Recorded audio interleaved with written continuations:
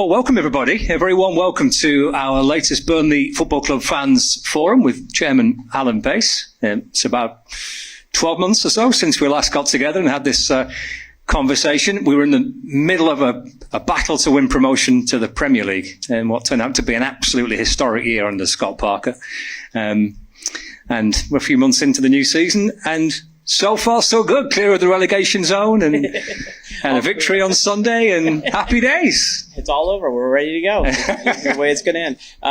It's been a tough start. Obviously, you guys are all aware of that. But I like what we see. I'm very comfortable that we've got the right man in charge, and very comfortable that we are where we belong in the Premier League, and we have made, I think, a very good effort during the summer to strengthen the team and trying to get a balance between ambition and pragmatic approach to the results that we need. So I'm very happy where we are. It's a pretty tough start to the season. It is in the Premier League anyway, isn't it? But when you look at some of the teams that you've played in this opening couple of months, just some thoughts on the start to the campaign and how it's gone so far. I found it interesting that I don't know how many people have actually looked at our fixtures versus other people's fixtures, but you might find a team down in London that has had a lot of pundits talking about how hard, almost on record, their start to this season was. And we played every single one of the same teams in our first 7 matches but one. So if they're getting the support of how hard their start is, I think we should get just a little bit of a break. That we've had a tough start, but I'm pleased with what we've had. We've gotten some results where we needed to, and we've shown people that we've got fight in us. And you can't fault these guys for the effort. They're putting in 150%. Love to see it. We're going to throw this obviously open to supporters in the room shortly. We've got plenty of Burnley fans all eager, I'm sure, to ask some questions. There's about 150 or so inside the room. We're very grateful to Burnley College as well for hosting this event in their excellent media theatre. Since we last got together, aside from the obvious thing that's changed, which is a different division and playing Premier League football, there has been some changes. I guess one thing that a lot of Burnley supporters might want to touch on is about the recent purchase of Espanyol. That's one of the big kind of changes since we were last sat here and had this conversation. Just kind of some details as to what that might mean for Burnley Football Club and how it all's going to work out. Yeah, so I'm not sure how much it really means to Burnley Football Club. I mean, both clubs will completely operate on their own and will be standalone. We're hoping there's some decent synergies between the two. There's certainly some opportunities that we can see for player development side, opportunities to find strategic relationships across commercial and other things. I think it's fairly clear that we will do more together. Things like friendly matches and things like that are certainly front and center in our minds as to how we can work together. But I think I would probably not see them disrupting each other at all, but to be very complementary. Where we find something that is working well, can we replicate it? Where we've learned something in one place, is it applicable somewhere else? But we haven't taken a bunch of people from Burnley and gone to Spain, and we haven't taken a bunch of people from Spain and started to bring them here. They will completely operate on their own. We've taken 2 or 3 people in one place, and we will continue to focus on the things that are needed for the respective clubs to be successful. It's not an unusual thing in football either, is it, this? It's not. I think everybody has kind of their own view of kind of what does it mean to have a multi-club situation. We don't really think of it that way as much as like, okay, what are we doing it for the benefit of another club? No, we look at it as there's things that we have learned that are really important as to how you would operate a club. But I think it is not unheard of as much as I think people thought of maybe 5-6 years ago. That doesn't mean that everyone's done it well or that everyone is going to do it with the same intent and purpose. But we think we've got a good handle on why we're doing it and how it actually works for us and for, more importantly, the fan bases. It's not meant to be a bleed over. But that being said, we even saw it this last weekend. There's probably things that we've got to work on. We had a few fans show up from Espanyol wearing white jerseys. Obviously, in our own fan base, thinking that white jerseys on a Leeds game meant Leeds probably weren't the best thing for all of us. Have no idea how they got there, but at the end of the day, I think we'll probably have to learn how to be good cousins to one another. But there's probably a few things that still are in the learning stage. Like a half and half shirt. Could be the way forward. I don't know. I think the way that they wore their half and half scarf, they wore the Leeds part out front, so everyone thought it was Leeds. So we'll figure this out. This has got some work to do. One of the other things we've seen change since we last spoke at a fans forum, in terms of the physical aspect of Turf Moor, is actually the away end and swapping of the supporters there. What kind of the reason was behind that? So I think we said early on to everybody that we look every year as like, what can we do to kind of take our facilities a little bit different, take them and upgrade them. I think people have probably seen the drawings and the renderings as to what we want to do, but basically what we need is the space that we have, on Harry Potts Way and behind, the stands that we have there, to actually build a kind of a two-tiered place for our home fans to experience both a hospitality-wise at a very low budget end, but also to use the space more efficiently. We couldn't do that on the other side, and so we needed to make that switch and swap that out, and we still got lots of work to do to make that happen, but this is just part of the kind of continual step-by-step upgrade. So we had to make that switch so that we can actually use the excess space that we have, because otherwise we would have been giving all that excess space to away fans, and it doesn't really make sense to us long term. It'll probably take a couple of years until we have it, I think, nailed down properly, but it's the intent's there, and I think it's working okay. I wouldn't put it as wow, I think, but the drawings should make people go like, wow, there really is ambition to make this thing very different for that stand and those fans in that stand in a very different way, which we've heard loud and clear from day one, that in the cricket stand we don't have any kind of ability to really use the concourses because it's too crowded, and we don't really have the way to use the kind of space that we would like. And this was a way to start to address that.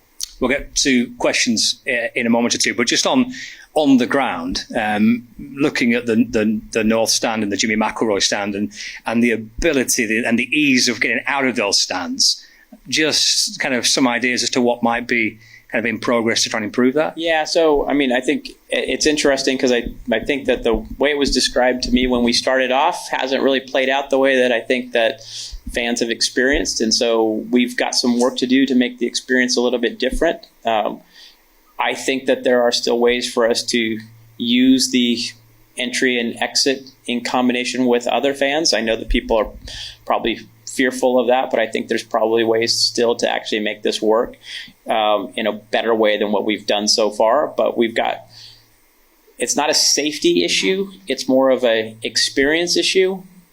And I think that experience we can do better at, and we've got some work to do on that side. So with change, there's always, the potential for it not being better than what you expected. And I think we've experienced that it wasn't better than what we expected, but some of the benefits that we're trying to get long-term should get there.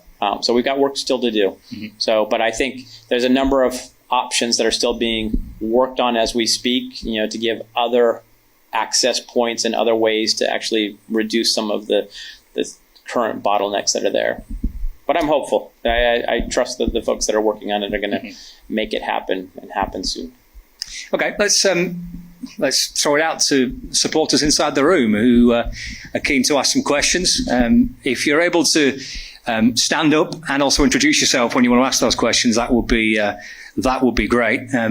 Go ahead, sir. There'll be a microphone coming in your direction. Evening, gentlemen. David Ellis. Regarding Espanyol, I guess the big difference between the two clubs is the stadiums. For those that don't know, Espanyol have got a 40,000-seater stadium that's 15 years old that costs 60 million euros. We've got a stadium where we've got two stands that are over 50 years old. Are there any plans to rebuild the cricket field stand or the Bob Lord stand, or even move to a brand new purpose-built stadium? There's no plan to move to a new purpose-built stadium. The cost of that would be prohibitive to what we see as being actually doable in the current environment and what needs to be invested in the team on a regular basis. As far as to the cricket stand, we have always had the ambition that we will be able to replace that. I think the most difficult part of that is we have to establish ourselves in the top league in a way that doesn't require every year we're rebuilding a team or reinvesting into a team in a different way and the expectations of that. So if you guys see, both times that we've gone into the Premier League, we've had to spend over 100 million to make that even possible for what we're looking for as far as the outcome. If we can settle that down, then yes, we can start talking about infrastructure projects that start to get into the tens of millions, to be fair. If you were to try and replace the Espanyol Stadium right now, just to be fair, that would be probably close to 200 million. It's not like, and it doesn't make any sense when you see the revenue numbers versus that. So we really have to be in the Premier. 15-year-old stadium, though, would you? Sorry? You're not going to replace a 15-year-old stadium. No, but I'm just saying, if you were to try and build that today, they wouldn't do that. The only reason they did it the way that they did is they sold the old ground. So if you guys would like me to try and figure out if we could sell turf more and go build something as a purpose built, that's a different conversation. But the reality is I don't see that happening, and nor is somebody going to spend the kind of money to buy the stadium from us in Burnley to do something like that. That's yeah. So still the ambition to improve it, though. Thank you. Who wants to go next? Again, just your name and stand up for us. That'd be great. There's a gentleman down at the front here. That'd be great. Thank you. Nice one. You go. Simon Holding, season ticket holder. Been coming on the turf since 1966. Nephew of a legend. I just want to ask Alan, could he give us an insight into the recruitment policy that he has within the club, how it works? He said that he strengthened in his opening speech that he strengthened for the Premiership this season. But just give us an insight. Obviously, you sign off the checks. But how does it work?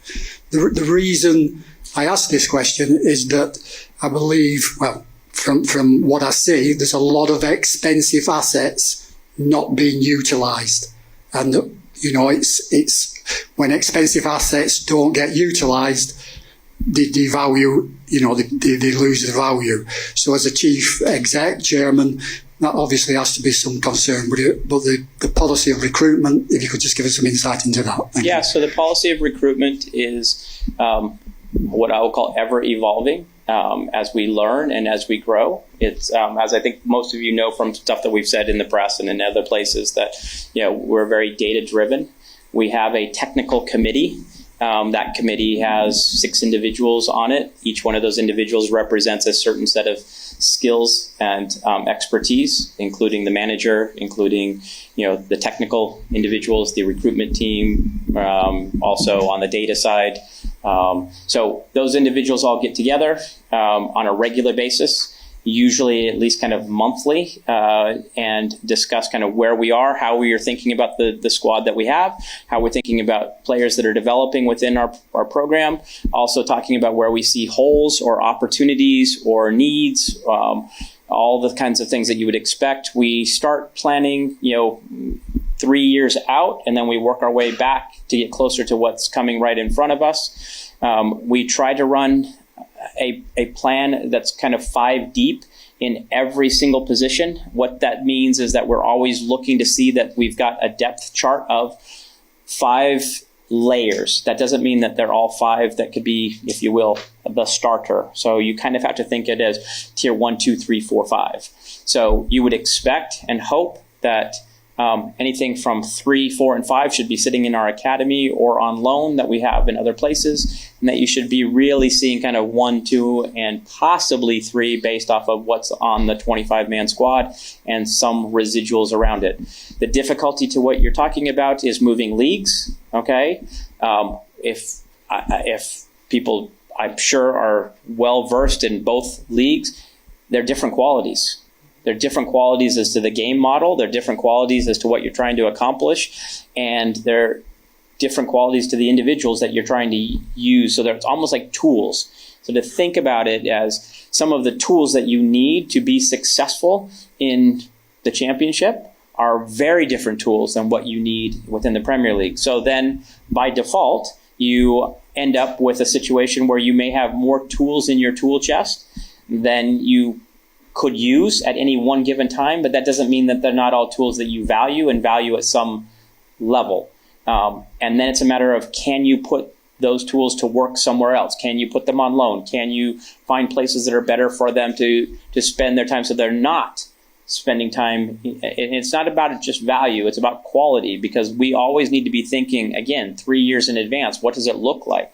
That 19-year-old kid that you're thinking is, at a certain tier that's got to progress, if they're not going to get to do that by playing in the Premier League with us, we've got to think about them and how that process works to other places. And we're limited on loans, and we're limited on all kinds of resource issues. So it is an ever-evolving recruitment dialogue.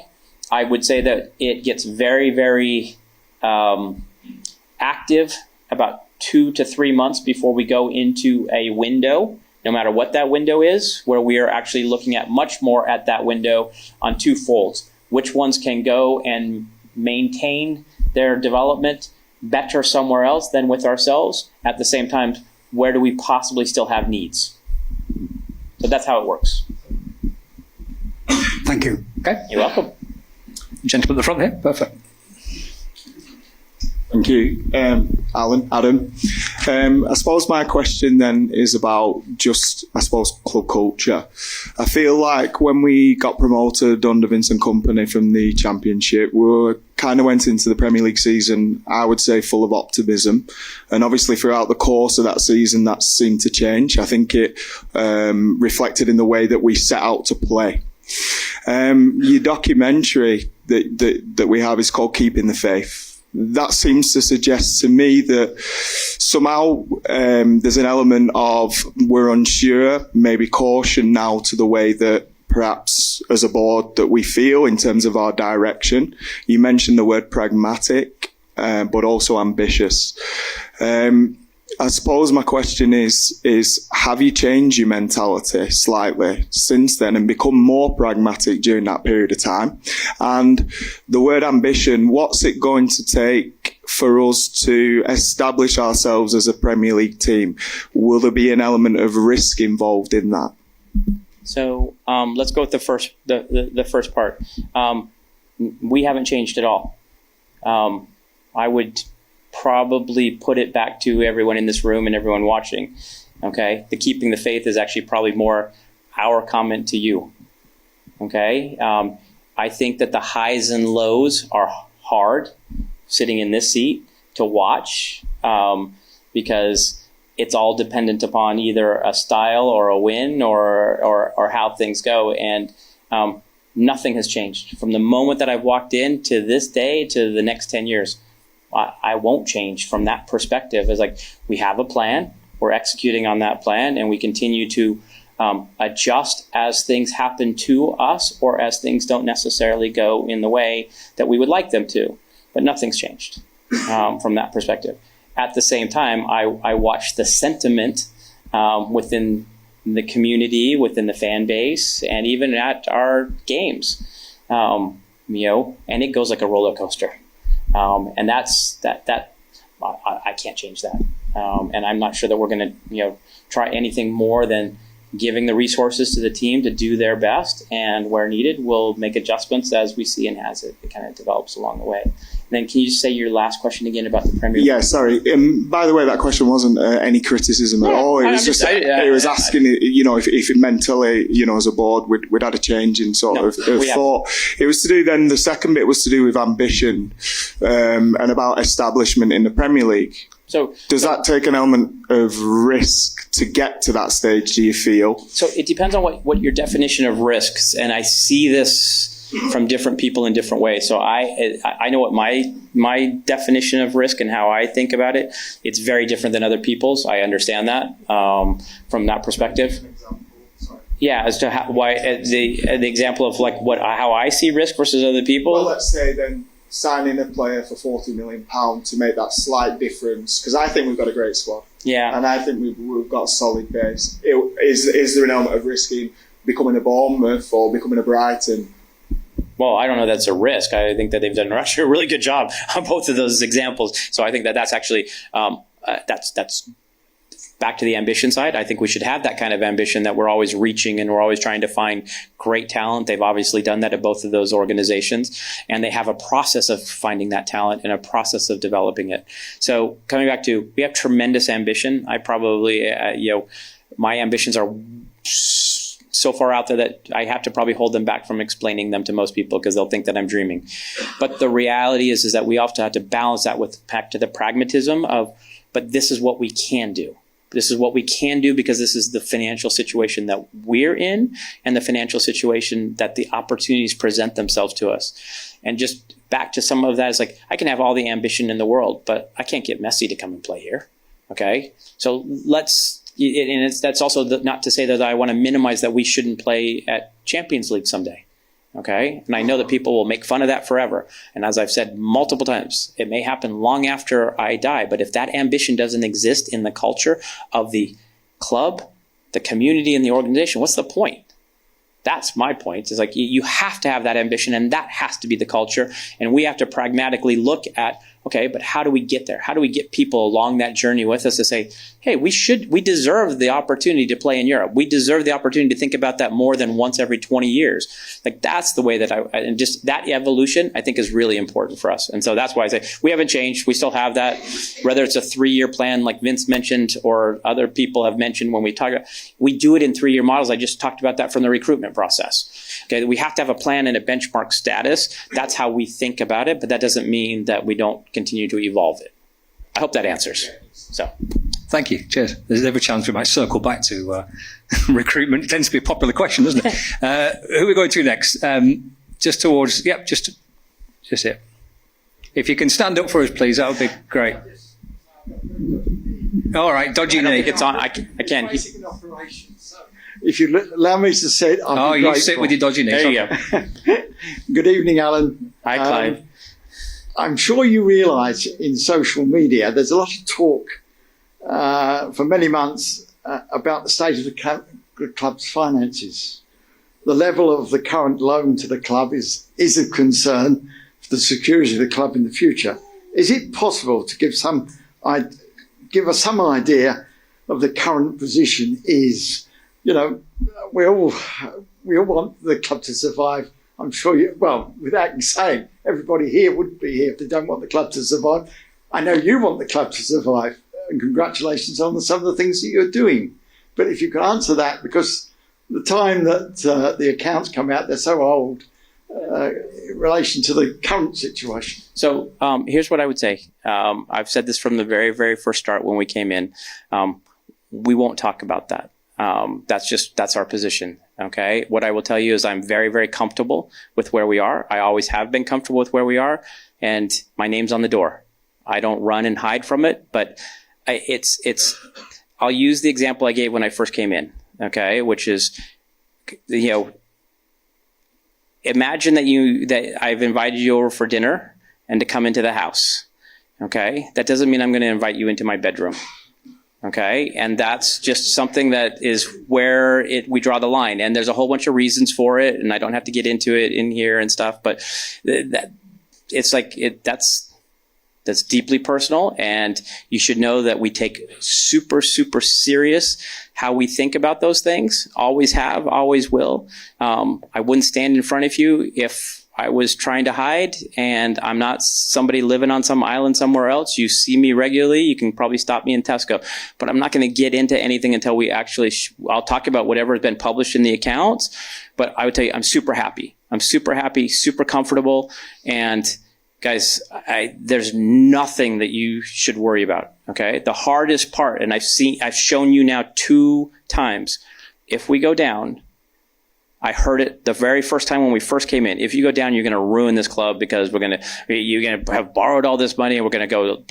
Listen, we went down and we've come back twice. Okay. I hope we never, ever have to do it again, but please take some comfort in that we've learned how to do a few things and we learned how to manage a few things. But from a business perspective, I'm not going to necessarily share every interesting anecdote as to how we do what we do. Okay? Because there's still lots of other people that like to replicate it. I promise you that. And there's still lots of things that we still learn from. But I will tell you that I'm very, very comfortable, Clive, with where we are. And I have no fear or worry about where we are. Okay? Okay. And I will tell you that we just do things also a little bit differently than they've been done in the past for other people. And I'd be the first one to tell you, I'd love that the club has zero debt. Okay. I'd love for that to happen. In the current modern game of football, I've said this from the minute we walked in here. I'm not a billionaire, so that's not going to happen.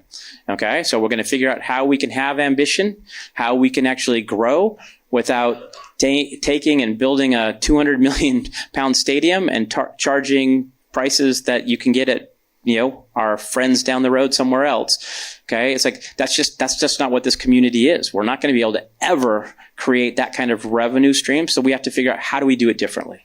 And I am comfortable, and I'm always going to be, and I'll always talk to you about. And if you guys want to have a separate meeting about things as to what is in the past, I'll be happy to talk about those, but kind of forward looking is a little bit hard, but I'm very comfortable with what we have. Okay. Perfect. But thank you for the question. No problem. Thank you. Let's move it to this side. Who over this side of the room wants to ask a question? We've not been this way yet, have we? Just introduce yourself, please. That would be great. Thank you. Yeah, good evening. Mick Corrigan. I've been a season ticket holder for 50 years. First of all, Alan, congratulations on your 5 years. Thank you. I've seen lows and highs at this club, and the last 5 years there's been lows and highs, but congratulations on your tenure. Thank you. What I'd like to paint is a scenario where, let's say, this season finishes with the league table as it is now, so we survive. And then next season, we survive. For the next 8 years, so I'm looking at 10 years here, what's the ambition? Where do you think we can get to? And to achieve that, what do we need to do, and who do we need to become? So, good question. Again, thinking kind of in the 3-year model of what I've already described, our hope is always that we're pushing forward at probably a rate that I'm more comfortable with and others may not be. But I would love for us always to think that if we can stay in the Premier League, that we should always be looking for what's the next step. So if we stay as I expect us to, okay, I do not think that we will be relegated this year. Okay, I think we have a fantastic squad that you're just starting to see them come together. And anyone that watched us against Liverpool or other places saw a different cohesion within this team, a different love between them, if you will. Okay, and that's just something that I feel very strongly about. Now, I think that our ambition should be that we try to aim for that mid-table type of range. Now, that's a range for me. That's 14 to 8. Okay, we should be there over the next 2 years. Okay, to be able to say, okay, we're really trying to establish ourselves as that solid. And I know that other clubs are also trying to do this. This is why it's so hard. But after that, we've got to start pushing to try and be in that place where we can, as this club has in the past, start to be able to have the opportunity to make it into Europe. It may not be that in my lifetime I ever see this club ever play in Champions League, but we're going to have that ambition. And maybe we do, like some of the clubs that have gotten a little bit of lucky, in the past, that we get there. But we should be able to be in that place that we're competing for Europe. And if it takes us 5 years or it takes us 6 years, I don't really care. What I care is that we have that ambition, that's what we want. Okay. Now, what do you have to do to actually get there? Well, that's the tough part, because you also saw what we had to think slightly differently this time on promotion than the last time on promotion. You have to also think stylistically this time versus last time. You have to think manager, what do they want? How do they play? What do they do? What tools do they need? And so it's like, it really is having like a completely different car from one time to another. And then it's hiring a driver and a mechanic crew that actually can fix and run that car and continue to improve it to compete. And all I would say is that we have to always be thinking a slight step ahead. Is like, okay, can we find that player that's either got experience that can give us the next step and help us bring us there from a cost perspective, or can we develop that player to bring us that experience? And those are two very unusual things that we have to spend a lot of time working on. Okay, so either identifying talent to bring in that's already got the experience, or bringing in talent and helping them grow. And if things happen too quickly, then that's where things become a little bit more problematic for us to kind of figure out, okay, well, maybe we don't have what we need, and so we got to go find another tool. That's what I would say. But our ambition over the next 5 years is to be a contender, to be able to make it to Europe when the opportunities arise. Where are we going next? Towards the middle here? Perfect. In the claret and blue top. Claret and yellow top. It's close enough, Scott. Verbally. Alan. Yes. Alan. Nice to meet you. Nice to meet you. Two parts to the question. Scott's touched on it already around switching the fans in the cricket field stand from one side to the other. Understand the rationale, so that's helpful. As somebody who was affected by that, I had no communication whatsoever. And on paper, I sit on my own, but I don't, because there's four of us together. And there was a little bit of anxiety around whether we were going to still sit together following the move. So communication with fans around changes such as that, and how do we assure fans that we do respect traditions and connections that have been made with people around them. Fella here happens to sit next to me. That's your look. But when you displace people, so a little bit around that. And secondly, the tradition of having a physical ticket. I know I'm sad, but many fans are, and they have a great attachment to having a physical ticket. Are there any plans to move to digital tickets? And if so, what about the traditionalists amongst us? Well, let's go with the first one. Look, I always think we can do a better job on the communicating side. I think the hardest part, at least from what I've seen on the communication side, is that generally there's two things that happen that are the biggest probably problem is we move very quickly when we make a decision, which then makes it very, very hard to get to all the right levels of communication to make everybody feel comfortable with whatever that decision is. But some of those things are usually taken as in like what we did with this particular opportunity is once we have known that we have the ability to afford what we're going to change and do, we move very quickly. And that's probably shame on us. We still need to improve our communication and the way that we think about it going forward. So my apologies. I'm sorry that we still aren't as where I would love for us to be. At the same time, which deals into your traditional, I think we're still working on trying to figure out how we, in the world which we live in, move pretty far forward with digital and different forms of communication versus historical. I don't think we really try to send out letters anymore, which is also a big problem, because that's also a time thing. But I think, yes, you'll see us continue to move more technologically because it saves us a ton of money. Okay, and that for a club that's always looking at every single, thing that we could do better from a cost efficiency perspective.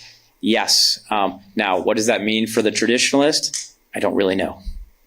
So there's probably a few things we have to talk about on our side and be mindful of. But yes, I do see a world in which we get to digital. We saw that during COVID when it was enforced upon us. So we know that it is a possibility, and it's a question of, okay, at what cost are we headed that way? Okay? So, but my apologies for the communication, and we can do better. Perfect. Thank you. Let's shift a little bit back. Definitely claret and blue shirt there, 2 rows behind.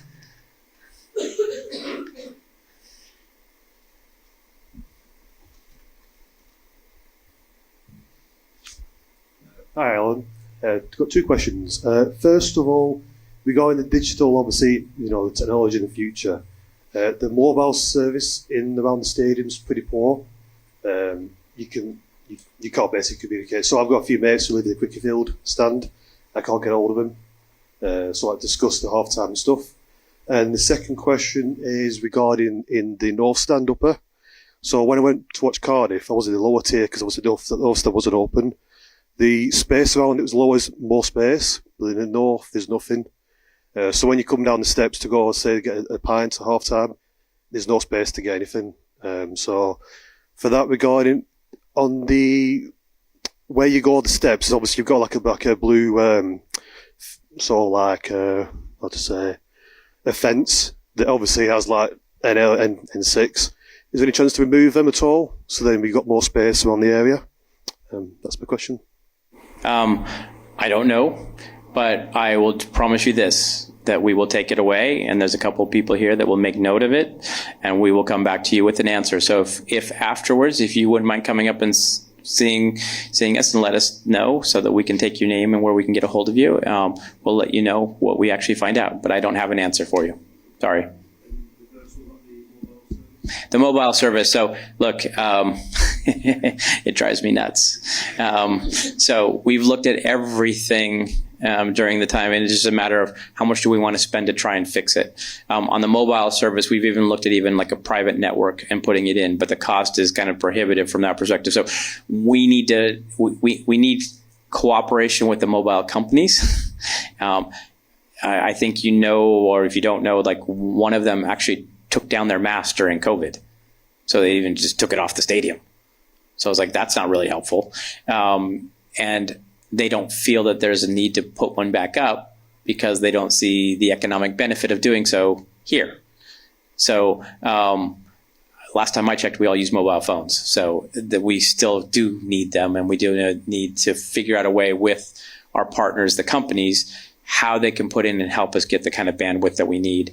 But putting in just kind of a Wi-Fi site is not going to work for the stadium until we either decide to fix the stadium in a different way or look at the cost benefit analysis. And I'm just telling you, it was well in the millions of pounds to fix it right, which seems a little prohibitive when you're dealing with other issues. So we'll continue to work on it. Yes. You got the mic this time. There you go. Two parts, really. The first part is we've talked about maybe making comparisons with the Brightons and the Bournemouths of this world. But what's our USP?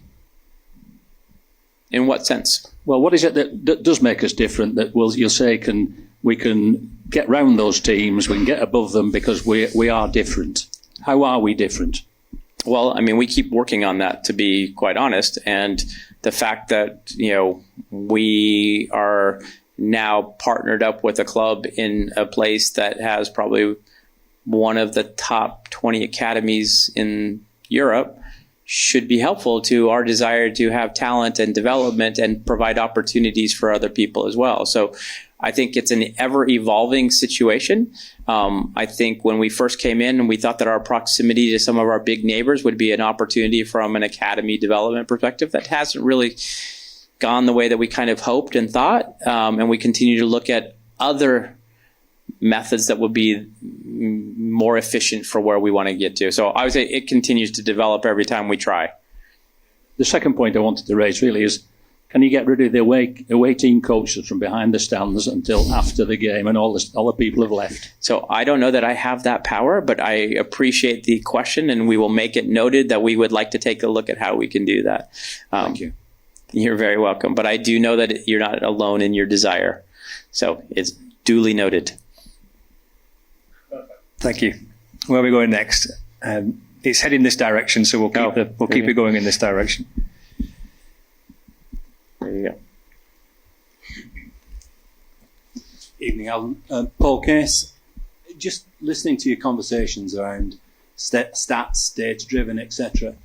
For many years, we've been known as a selling club. Now, the reality is that, as fans, we can look around that team now, and there's a certain individual centre-half that we all know is playing out of his skin and worth a bundle, and we will have clubs come knocking at the door. How, within your data-driven stuff and everything, is there a percentage of players that triggers that point that we know we're having to get ahead and recruit in that position? You may not be able to elaborate too much on it, but it's obvious there's a couple of players in that team. Hartman may well turn out to be another one that we're going to do well to keep them for a couple of years. So how do you identify, and how soon do you identify that and what's going on to try and rectify that so that we're not a selling club? So, well, I guess let's take that last piece. We will always be a selling club. Okay. If you, just to be clear, all you have to look at who are the top 4 buying clubs. Okay. We can't be them. It's just not possible. So the reality is, comparatively, we will always be a selling club. Now, it's when are we a forced selling club and where are we a desired selling club are 2 different things. Okay.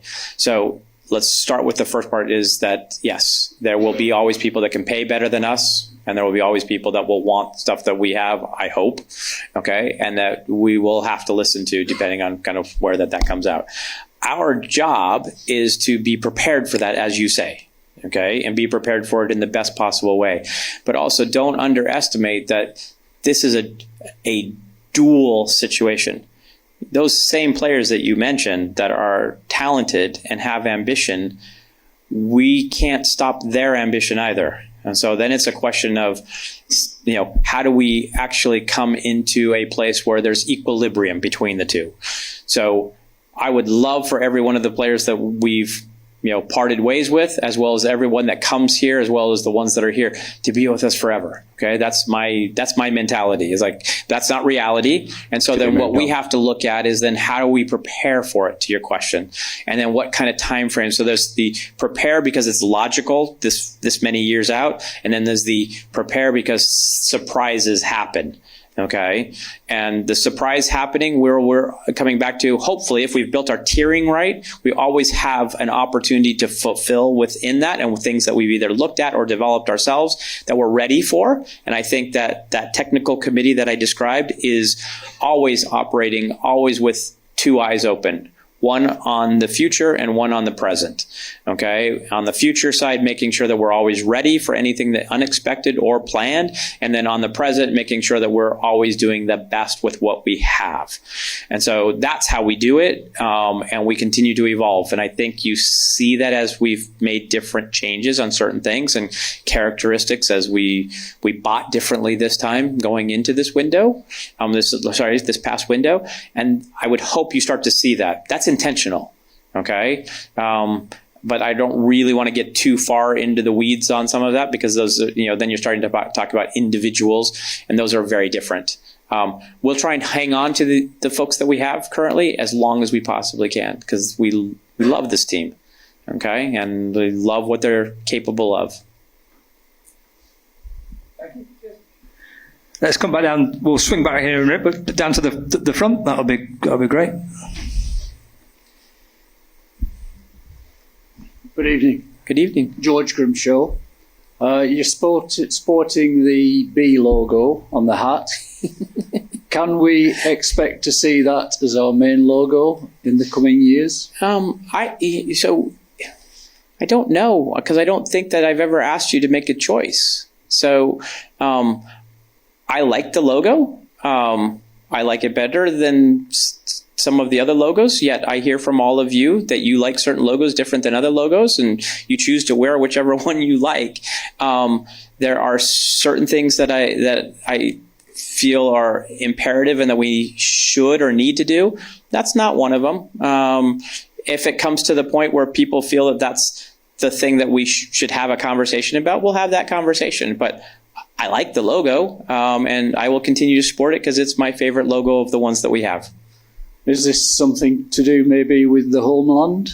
No, I don't think so. No. We actually asked someone to come and think about us differently, and so we actually created a whole font across all the stuff. I think you see it in our communication and everything else. We created a whole set of fonts, okay, that actually this comes from, and we particularly liked this one to represent, from the B perspective. It was actually designed by the same folks that designed Tottenham's recent logo. And we liked it, and it kind of stuck with us, and we kind of enjoy it, or I kind of enjoy it. I don't know. I can't speak for anybody else other than me. So you're not saying no, you're not saying yes. That's correct, because I don't think that that's the right way. First of all, it's not. I'm also smart enough to know it's not my decision, as much as I would like to say that, yes, that we could just change it because I said so. You guys are all smart enough to know that that's not the way I operate and not the way that you should be operated with. So. Thank you. Cheers. Down to the front, if that's all right. That'll be perfect. Thank you. How are you doing, Alan? You all right? Just like to say, out of the three managers that you've worked with, completely different question to what everybody else is saying, but if you was to pick one strength you've learned from each manager you've worked with, what would that be? One from each one. I would say the pragmatic approach that Sean had was very, very valuable. Understanding the simplicity of certain things and you just have to do X and you'll have a set of outcomes that follow along that X. I very much appreciated that. And I spent a lot of time with Sean learning from that. Look, this is what you have to do from his perspective, which is very insightful. From the Vince side, my mind was blown. Okay. You could talk about astrophysics with Vince. And so it was just a different world. So when you think you've seen something magical, I'm telling you, there's 10 more layers of magic that nobody sees, and that was incredible. So never being constrained to like that moment that's it. It's like it's just eye opening. And with Scott, I would say that what I've learned is that togetherness and that family culture that I talk about, he creates and brings to this group in a way that I could only hope to learn from as to how to have. He is one of the most sincere, genuine human beings I've ever met. And you watch that impact to the rest of that team. And I believe every single one of them know that he loves them, cares about them, and wants them to be successful as individuals and as that team. And so I've seen all three of those in very different ways, but learned from every one of them. And I'm sure that there will be, hopefully in my career, many more. And I see that a very different set even in Spain, where I am in the last couple of weeks. Thank you. Up behind you, kind of a few rows back. That'd be great. Thank you. Martin Pritchard. It's just one question, really. The no stand up a tier, so going up the steps, very, very steep, and obviously getting a little bit older. I've had that seat since it opened, which Clive had bars doing in that. But now I'm getting a bit older, it's getting a bit more difficult. Is there no chance of having, like same with the Jimmy Mack up at here, getting a barrier on the stairs where you go from the front of the stand right to the back? Because it's getting a bit more difficult and people are starting to get a bit older. So it's getting a bit difficult, and you see one or two who are actually struggling to go up the stairs. So I will always say there's always a possibility, okay? Because the world that I live in, there's a world full of possibilities. So there's no reason why I would say, no, there's no possibility. So the first and foremost is I'm going to look over here to a couple of people and say, we need to look at it. So yeah, I don't see why we can't find out more than just saying yes or no, but there's some stuff we should definitely look into. And I fully understand that as to getting older. Yeah, so. It's the same in the Bob Lowe stand. They have the barriers where we don't. Same as the Jimmy McIlroy stand. Yeah. Also, the second question, like the gentleman said earlier, can you get rid of them coaches right back of that stand? I appreciate that, and I will take that as vote number 2. Okay. Coaching license, drive them away yourself, aren't you? That's it. Well, the crazy thing is I have driven semi trucks in my lifetime, or lorries. Sorry for here. So I could probably actually do it, but I'm not going to. Excellent. Right. There's 3 guys have their hand up for a while, just behind the last person. If you're able just to hand it to whoever wants to, whichever.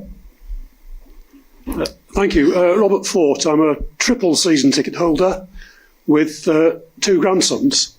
Very nice. I'd just like to pick up on what was said quite early on about the new access arrangements. And the comment that I picked up from you, Alan, was it's a fan experience, not a safety issue. And from where I sit and the people I sit with and the people who come with me, it is a safety issue because you've now, having closed off the exit round the cricket field, you've got somewhere between 10 and 12,000 people trying to get out of one gate onto Brunshaw Road. I've got two grandsons who find it very uncomfortable. The incentive now is to leave the ground 5 or 10 minutes early in order to be able to get out. And I'd just like some assurance that it's going to change, or something I can say to my friends and family that, we're not going to feel as squashed and crumpled as we now do.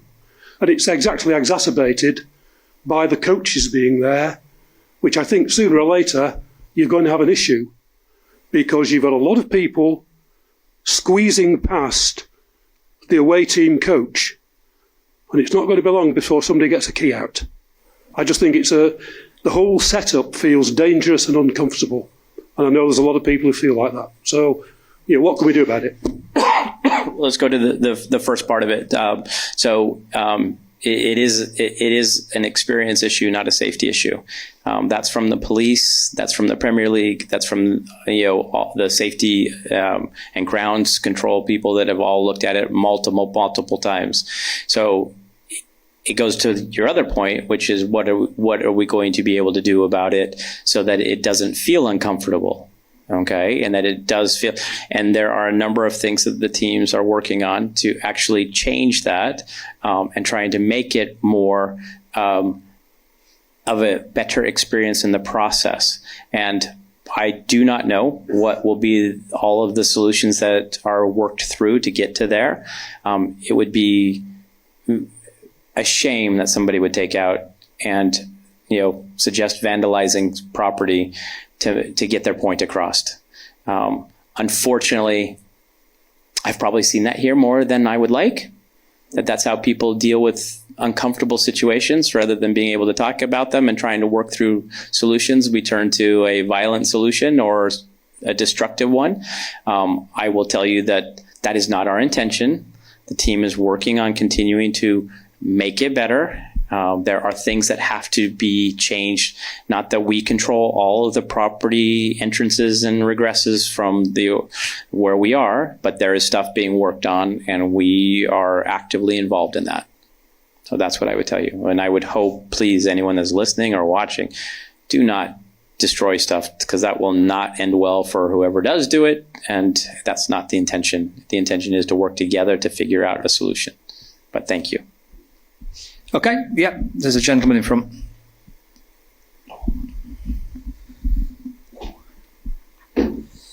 Good evening, Alan. Good evening. God. Oh, you can sit down. It's okay. I'll get there. Don't worry. Can I just ask you? Yeah. What do you think was the best bit of business you did in the summer, transactional-wise? Don't do that. Come on. That's like my kids asking me which one of my kids are their favorite kids. You tell me yours. No, I look. It's always from different perspectives that people look at that. Okay, because I would say that just coming back to you all have favorites when you see certain players perform at a certain level. Here's what I would say is I love every one of them that have joined us and been part of us. And it's really hard at this point to say what is the best bit of business in any one moment, because they've all got careers still left with them. Okay. There are things that I'm proud of. Okay. So am I proud that we were able to convince Kyle Walker to come and join us? Absolutely. I think that's lovely. Okay. And I think there's so much that he brings to us and to this community. At the same time, I'm equally proud that we were able to convince someone like Loom that this was a great step in his career. Okay. Or someone like Q that, hey, if you come, there might be an opportunity for you to return to the national team if things go well.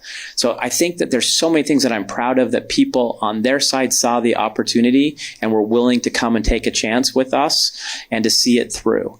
But I love them all, and it'd be really hard to say one was my best or the other. But I'll turn it back to you. What did you like the most out of what you saw? Well, I was going to ask you the question to ask me, who I thought was the best bit of business. Who did you think was the best? I think the best bit of business you did in the summer was Mr. Trafford going to Man City, and the keeper you've now got please, whatever you do, whatever you can do contractually, hang on to him for more than 12 months, because you've got a player, that matures. Keepers mature over the years. I was an ex-player at the end of the day, so I know at the end of the day, you've got a keeper there that matures, and he is quality. And at the end of the day, please, whatever you do, try and hang on to him for more than... Is it 12 months, I think, at the end of this season? No, I think we'll have him longer than that. Yes, I wouldn't think that that's... Yeah. Thank you, Alan. Very You're much very, indeed. very Good welcome. evening. Thank you. Okay, thank you. Ask you or ask the audience. Just behind that'd be great. Thank you. Thank you. Good evening, Alan. Dave Jessup, been going on the turf since the 60s. I was going to ask you a question about transfer instalments and finances, but I think that might be an invitation into your bedroom for a bit of foreplay. I'll step aside from that. I'll step aside from it. Here's what I would say. If you'd like to ask a question about it, I'll tell you whether I'll answer the question that you have, or depending on what you're asking. I think it might be a bit too risque. So what I will do, I'll ask you a question which is a bit more of a general football question rather than a specific Burnley question, but it might impact Burnley in the future. In Spain and Italy, we're seeing some league games being played abroad. I think one of the Spanish teams is playing in Miami, and one of the teams is playing in Perth in Australia, thereby taking home games away from the fans there.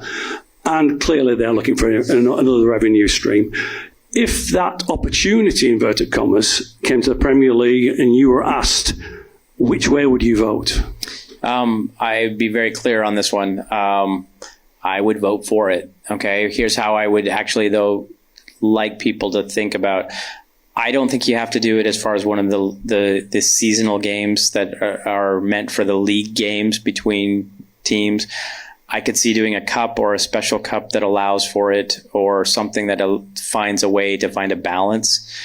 I do think that building an opportunity for both the league and for fans to travel to another place and see games, there's something in it. Okay, so would I be willing to vote for the exploration? Yes, I would. Would I be willing to take and say, our game that we were going to play against Man City, we want to play there? No, I don't really think so, because I think that, again, we only have 2 cups, so I know that what I'm talking about is very theoretical, but I've also heard plenty of times about people wanting to get rid of one of the cups.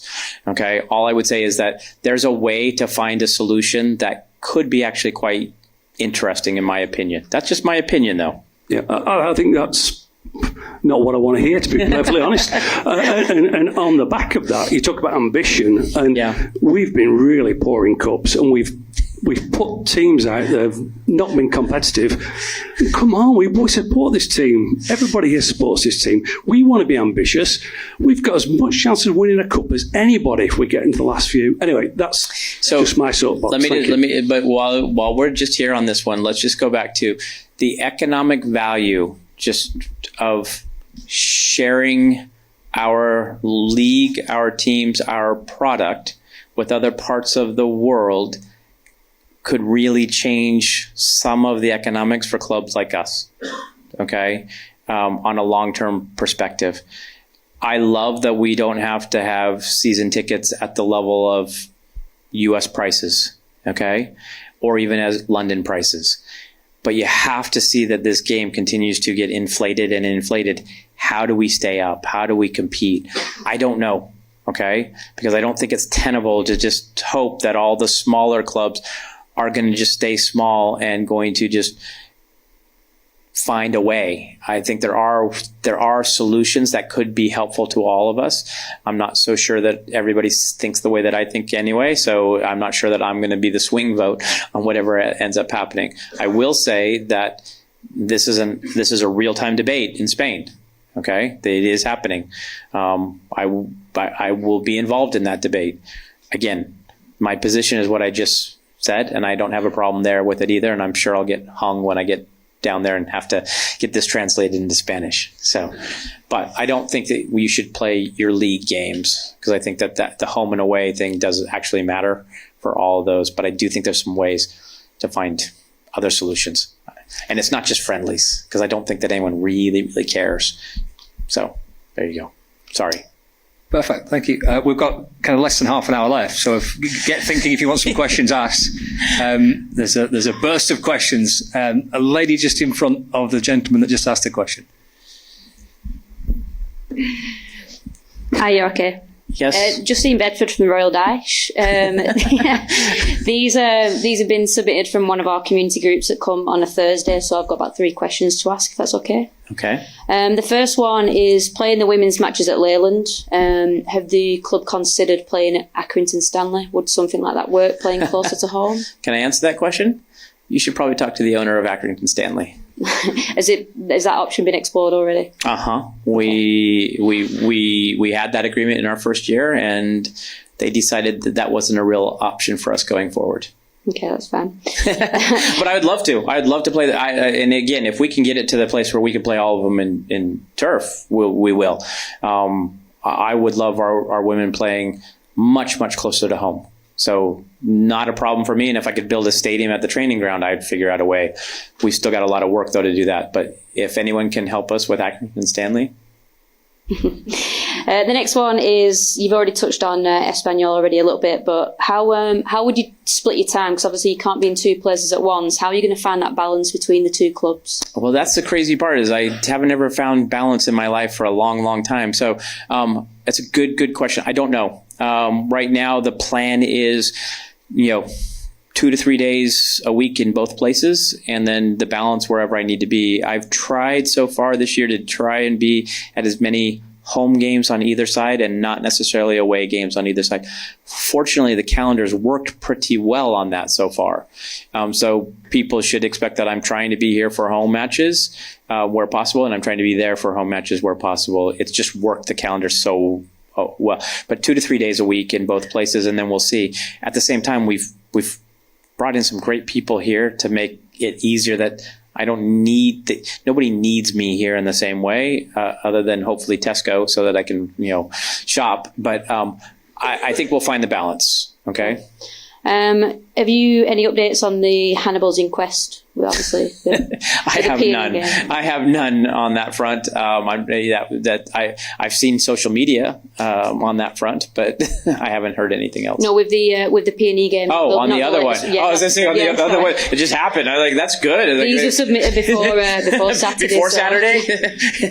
Wait, it's the same person. No. So I have not heard. I understand that that's still an ongoing process, and I'm sure we'll hear before the season's over. And then finally, have you any updates on the case against Everton? We put our final submissions in on the case a little over a week ago. There's some stuff in the press on it. We expect to hear back within about 60 to 90 days on that side. That's what I know. Yeah, thank you. You're welcome. Perfect. 4 quick fire questions. I liked it. Just behind, up towards the back there. Yeah, perfect. Thank you. Try and get to everybody before we. Hi, Henry Metcalf. Having just come back from the NFL game at Wembley, are there any other aspects of the NFL that you'd like to see introduced into the Premier League? Playing games in another country? Sorry, I didn't mean to do that. No, I mean, it's a different game. It's a different. I mean, there's things that are interesting from it. That being an American football fan historically as well, but no, not in particular. They're different games with different sets of kind of fan standards from that perspective. So no, nothing in particular. So no, we're not having cheerleaders anytime real soon, and probably not a lot of other things that exist within the NFL. What about the level of officialdom? Well, when you say the level of officialdom, I mean, you also have how many more officials in the NFL? I mean, it's a very, very different kind of process and situation. So what I would just say is that, look, we have high quality officials at both sides of this, both NFL and here. I don't necessarily always agree with the VAR situation or the way that things go, but as I have learned for the last several years, that's football. Thank you. Where are we going next? Who wants to? Let's keep it going up towards the back there, and we'll come back round. Hello, Andy Currid. A family season ticket holder. My mum, dad, sister, son, daughter. We all come on. We sit in the family stand, and firstly, thank you for your commitment personally, for the moving over here and all the time your beautiful family spend over here with our club. And there has been some great changes. I think visually the club looks much better around the ground than it ever has. The infrastructure looks superb. We've spent more money clearly than we've ever spent, which again, thank you, because it does put us on the map. Commercially, I think we're more well known than we have been before, so fantastic things there. Sitting in the family stand though, there isn't any element of differentiation between that and the other stands in terms of why it is the family stand. There used to be a little area for the children to play games. I went onto the North stand previously for a cup game, and it's absolutely fantastic. It's got something I've been asking for a long time, which are the little boxes for the tickets to buy your drinks, pre-drinks for half time. And there has been some changes in the family stand. So there's now, you can buy your drinks where you can buy your food. At one time you had to queue up two places separately and miss much of the game. You had to come down early, leaving the lads playing football. They're obviously seeing us leaving, and it's not a great experience for them as it isn't for us, having to miss some of the game. Are there any plans to change the stand, the way we buy our food and drinks, or improve the sort of family side of things for that stand, as you have done brilliantly in the North stand? Yeah, so there are always things that we are looking at advancing on different timescales. So I would say that with our partner, Levy, we continue to look at how quickly we can move to upgrade the entirety of the stadium and make changes as to specific timings and how, yes, there are things that we are looking to do. I can't give you specifics on both timing and things, but if you speak to some of us a little bit afterwards, we can share with you kind of like how we see the continued evolution. But yes, we're always looking. And like I said, you should think always as the community, every year that we are in the Premier League, we have a little bit extra in our budget that we think makes it possible to do some of these things. If we're not, we need to focus on making sure that we're coming back as quickly as possible. And we've learned that that's our trade-off points. Okay, but we're always looking to upgrade. Thank you. You're welcome. Thank you. Let's keep it going across. There's three here with their hands up for a while. Yeah, just shift it across. Perfect. Thank you. Excuse me. David Clark. Returning to the subject from earlier with regards to ticketing. Yeah. At the beginning of last season, the club introduced an e-ticketing platform. So we now have a situation where we've got an app, the club's website, and e-ticketing. And the result of that is, at best described, a cumbersome, time-consuming series of cul-de-sacs, and occasionally you might buy a ticket. If you're buying on behalf of groups of people and you're looking to change categories, it's a very frustrating process indeed. You said earlier, and you hinted earlier, that we're likely to move away from traditional tickets and move more digital. So what plans have the club got in place to enhance and really improve the journey that we're currently having to suffer? So I think we have to completely rethink how we are technologically situated as a club. I think we don't have nearly the platforms that we should or think that we have.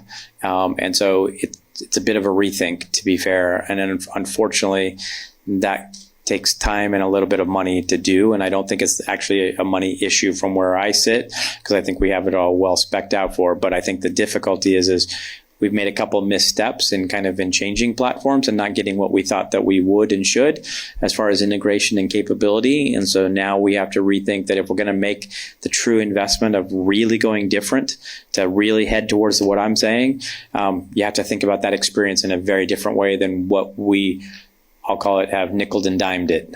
Okay, we've kind of put pieces together and not gotten what we should have out of it. Okay, thank you. Thank you. And there's a gentleman just in front. If you can just, yes, please. Yeah, great. Thank you. Good evening, Alan. James Tattersall, season ticket holder since 1988. I went to Manchester United away earlier on in the season. We got robbed by VAR. I mean, how Foster was offside for that goal, just do not know. But what was interesting was Scott Parker's comments in his post-match interview, where he spoke about his concern around the real potential for us not celebrating goals going forward because of VAR. And I'm just interested what your view is around that. And is there anything that the club and other Premier League clubs can do around that? Because I'm sorry, but if you need to start drawing lines on a screen to see whether somebody's offside, there's something wrong. I mean, now getting to the point where, you know, players' big toe can be offside because he wears a size 11 boot and the defender wears a size 10 boot.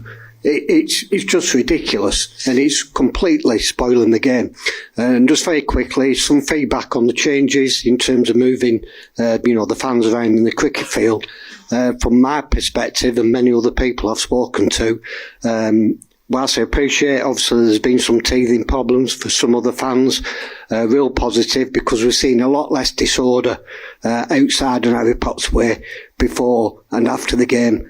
Because you're not having the home supporters and the away supporters all meeting on Harry Potts Way, and I've noticed that a lot so far this season. It's been a lot quieter, and I suspect at the end of the season the police will probably report back there's been less arrests made as well. So just some positive feedback for you on that.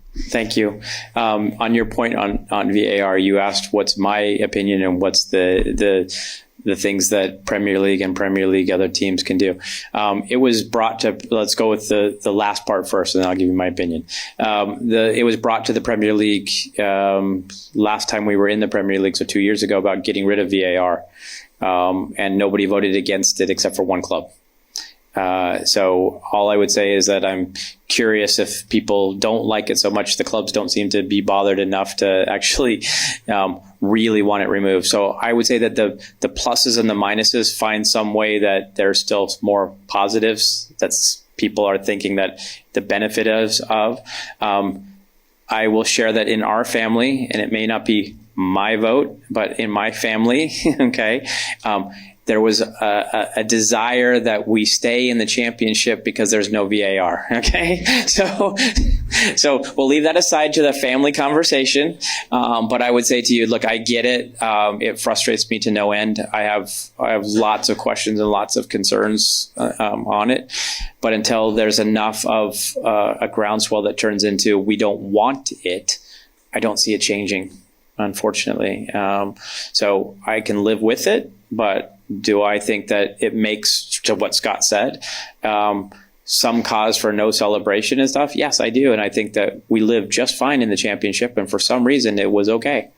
Okay. And that comes back to the kind of the level of refereeing. It's like, you know, the refereeing, whether it's the best of the best or it's just good enough, it doesn't matter. It is the game. Okay. But at the same time, I fully understand why some people think that it just has to be this way. And that's where it is today. It's like VAR is the standard, and that's what we will continue to live with until 14 clubs think differently. Thank you very much. An hour and 20 minutes before we got to VAR. Quite pleased with that. That's good effort. Go on, sir. You're next, right in the middle. Thank you. Evening. I need to stay sitting down if that's okay. Yes, David okay. Wright, been a fan for 61 years. We're skirted around an issue tonight. We're talking about the importance of revenue from the Premier League. I don't think the European Super League has gone away. The Unity League could come about. You're talking about a 5-year plan. I presume we're looking at the possibility of the bigger clubs going away, forming their own league, which decimates potentially the Premier League. Is that part of the strategic planning? So let's just be clear what Super League is and what Super League isn't. From every conversation I've had with any of the clubs, and from everything I think all of you read, Super League is not them leaving our league and setting up a separate league. It is very much a Champions League versus Super League revenue conversation. Okay? And I don't think that it should be shocking to anyone that it doesn't make a lot of sense to big clubs that the organizer of a competition should also be the primary beneficiary of all the revenue. So I'll leave that to the big clubs that, if they decide to be in the Super League, and they prefer to do that versus being in Champions League, that's really up to them. I still want to play in it though. So wherever it is, I just want to be part of the playing in it. Okay. So, but at the end of the day, I understand the conflict between Champions League and Super League, but please don't think that that is ending Premier League or La Liga or Bundesliga. It's like the national leagues have to exist. Okay, because that's where the game is. But when you start crossing borders, they're not going to play every week only against themselves. That would be ridiculous. Okay, do I think they did a poor job of actually explaining it? Yeah, probably, because as you dig into it, it does make some sense. But it's just more revenue share to them versus sharing to a group of administrators. Thank you. Okay, let's keep going. We're running out of time a little bit, so we'll keep through some questions as quickly as we can. There's a gentleman in the front here. Perfect, thank you. Hi, Phil Bentley. I've been going on the turf since 1960. Season ticket holder and shareholder. And this question comes really from initially watching Mission to Burnley when the board and the leadership team were meeting, and one of the gentlemen who was probably quite excited with the whole deal said, we're going to make so much money. And I thought to myself, well, I know that football is a different kind of business, and that it's difficult to see how you do that as an investor, unless if you're buying shares, then you get rewarded if there's a dividend, and you get rewarded if the value of the club increases. The only other way I can see is if you're actually investing money as a loan into the club at possibly a lot higher interest rate than you would get if you were lending it, or a bank was lending it, and even banks lend to football clubs at extortionate interest rates. Is there any other way that you reward investors so that you as a leader can attract investors, so that you can put together a consortium and take over Espanyol, put together a consortium, take over Burnley? How do you reward the investors so that they make so much money? Well, let's first go back to the scene that you're referring to.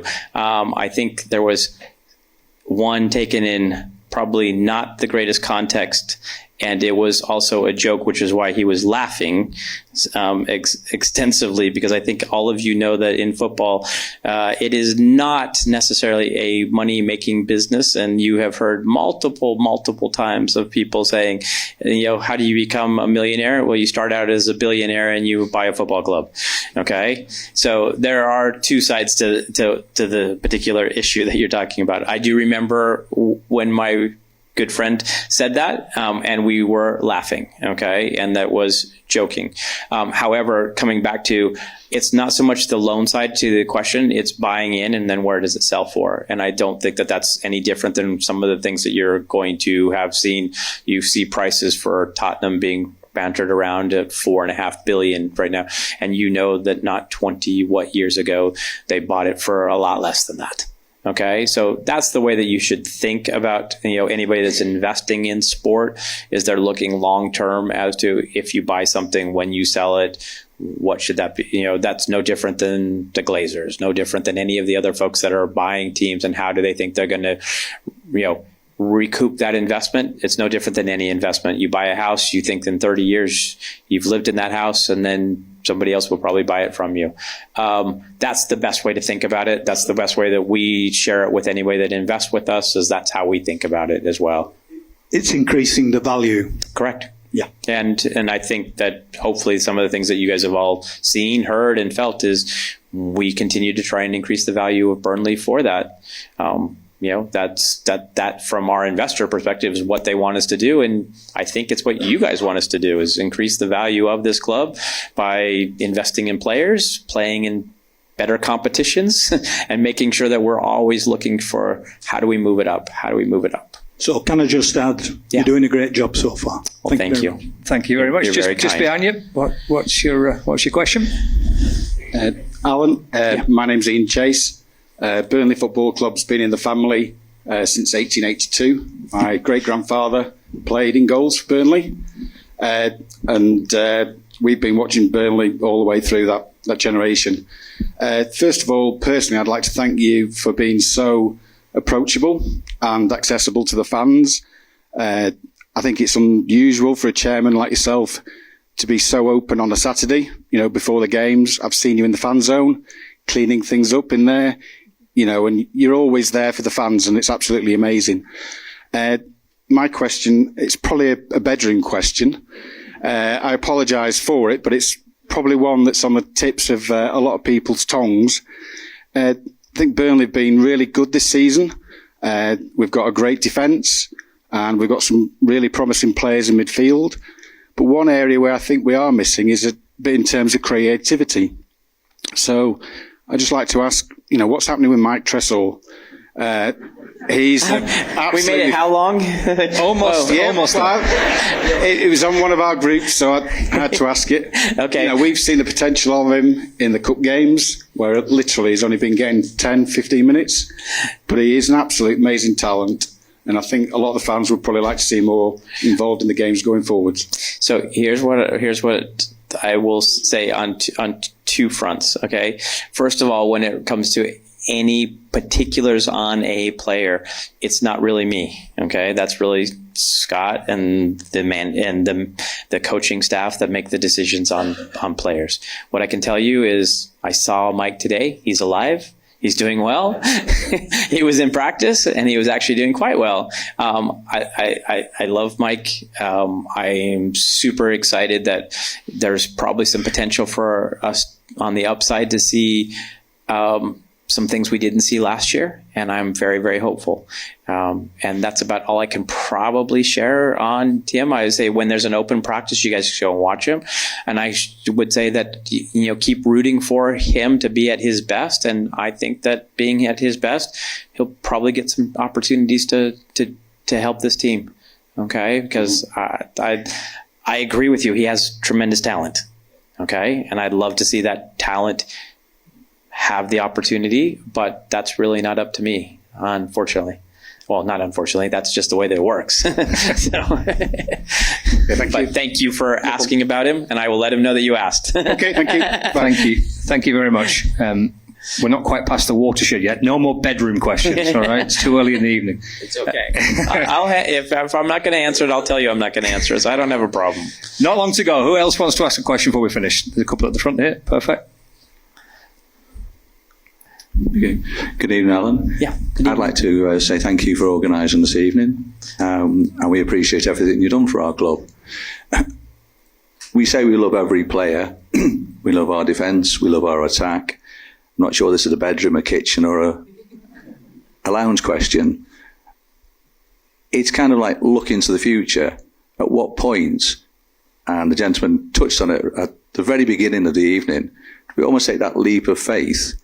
And the one key position, and I think you know where I'm going with this, is probably the most expensive position to purchase. Do we actually go out and buy that individual to take us from where we are now to kind of like the next level without over exceeding our budget, etc.? So we sort of. That's a hard one, because I know what the position you're asking about at a number 9, and you've seen what has been paid by other people for that position. So when you say go outside of our budget, we're already outside of our budget before we ever even get started with most of the ones that are even available. The question that I always have to ask, back to a question that Clive quite rightly asked, which is, at what point do you put the club at risk when you take that decision? And because I take this very, very personally, I can't get there right now. I just can't get there, and that, and I have a number in my head, and we're well past it in the transactions that you see out there. So I think we have to think about it differently, and I think that I think we showed everyone that when we found Lyle, and we were kind of planning for the Premier League, and we were thinking before we ever got there. I think the hardest part is getting to the Premier League and then starting to think about it. That's a problem. Really? Yeah. And so what I would say is that we're always looking at the solution as to, I won't say never. It's hard for me to see us spending more than 50 million on a player. Okay. And maybe with inflation, and maybe, Clive, you can tell me better that, I would be just like everybody else in the old board 30 years ago thinking about this. And maybe we will get there. Maybe that the revenues that come from the Premier League make it so that we can spend that. But from a budget perspective, it's really hard to see that. So that means, though, coming back to my tiering, we have to be actually thinking, how do we develop that player? How do we give that player the opportunity to grow into it? Or how do we find that player that might be older that's willing to give us his experience for a couple of years? They're alluding to, basically, in that sometimes do we look to maybe an established Premier League player, like you said, that comes in and nurtures that person we're trying to develop? It's just a shame this year, the person we brought in to compete for that position, we've not seen the best of, unfortunately. It's not over. We're only, 9 games in? Yeah. Don't write it off yet. No, I'm not. I've watched them since 1976, so I've seen the highs and the lows. And the other thing is, going back to what the gentleman said up there, it's happened already. The season ticket holder who sits next to me, or did, he's actually had to move because, again, of disability. So going back to the health and safety issue, it is happening already. And we've got to make adjustments accordingly. Yeah. Cheers. Okay. Understood. Well, thank you for your time. Not a problem. Thank you for the question. We're pretty much done. One more question. Who wants the final question? We can do one more question. Yeah, one there in the middle. One guy in the middle. I'm David Wilkinson. I've been coming to the turf since the 1940s. I've been coming to the turf since the 1940s. My brother-in-law is 91, and this year, for the first time, he's not been onto the turf. Mainly because he can't climb up the stands to the upper arteries where his season ticket is. Can you point me to somebody that can get my brother-in-law, who was at the 47 Cup final, and his team is Strong, Woodruff, Mather, Hartwell, Brown, Bray, and you'll know the rest of it? Perhaps not. How do I get my brother-in-law, who will be very embarrassed that I'm standing up talking about him? How do I get it? Point me to somebody that can get him back to the turf. Over here in the second row, second person in. Russell Ball. He'll raise his hand for you. Thank you. Talk to him afterwards. Okay, thank you. Thank you very much. You're very welcome. Thanks, Russell. No, thank you. Thank you very much. Right. I think we'll wrap it up. Okay. Didn't get any questions about my comment in Spain. I was actually surprised by that. Did anyone read that I said in Spain that I was what was the most surprising thing that I had experienced there? Sorry? It was in Spanish, but some people had translated it to be on social media here. So I'm happy to explain it. Okay, just so that, because you'll probably share it with your friends. I said in Spanish to folks, I was asked very specifically what was the most surprising thing that I had happen about Espanyol since we had gotten there. And I said the way that I had been accepted by the fans there. And I said that it wasn't necessarily something that I was expecting because it wasn't necessarily the same way that we came in here. And I said there was, and I did use an English word, which was apprehension. And some people have at least taken notice to it, if not taken offense to it. It was never meant to be offensive. I'll be as direct as I said that I love that you guys are in the north from the day that I got here. What I meant and what I still stand by is, yes, there was apprehension when we first came in. You wanted to see, and I told you in the very first parts, even in the press conference, it isn't about what I say, it's about what we do. Okay, it has not been that way in Spain. Okay, and the reason for that is for lots of other different reasons. But boy, it's been a little overwhelming because it's been with not just open arms, but like everywhere I go, I run into like as if I was saving something for them, and it's not the case. When I keep trying to tell them the same thing, which is wait till we actually do something. Okay. Let us show you what we're going to do. And then you can have, the same level of enthusiasm. So I did mean what I said. I was surprised by it, but it wasn't meant to be offensive to any of you. Okay. So I will make sure that was said in straightforward. Okay. But thank you very much for all the support, everyone, and for all the questions tonight. But I hope you know that I don't mind doing this ever. Okay, this is a pleasure, and as some of you have pointed out, I welcome it on a match day because I don't have any problem answering what anyone wants to know because this is your club, and as much as it stays out of certain parts of our house, I'll be happy to have lots of conversations. So no problem at all. So thank you. Thank you, Alan. It's time for bed, everybody.